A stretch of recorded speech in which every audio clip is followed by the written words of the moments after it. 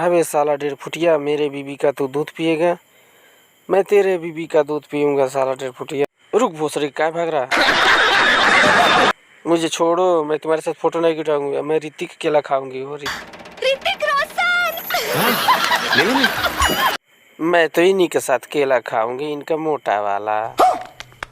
जानू देखो ना, मेरा भी मोटा केला है। अपना केला इनको खिला दो। जानू तुम झूठ बोलते हो, तुम्हारा पतला केला है, मैं नहीं खाऊंगी, तुम उन्हीं को खिला दो। अच्छा नहीं लगता है तुम्हारा केला, छोटा है। गजब बेइज्जती है। हमने कहा हम जा रहे हैं। सिमरन काहे के लिए परेशान कर रही है? अरे केला मोटा हुआ छोटा, अरे खा के तो देखो, मेरा भी केला बहुत काम करता है। आहा, लग रहा है आ गई लाइन पे। सॉरी मैडम, चलते हैं केला खिलाने। चटनी तो तुम हमारा बना ही देते हो, अपने औजार है। मस्त जोक मारा।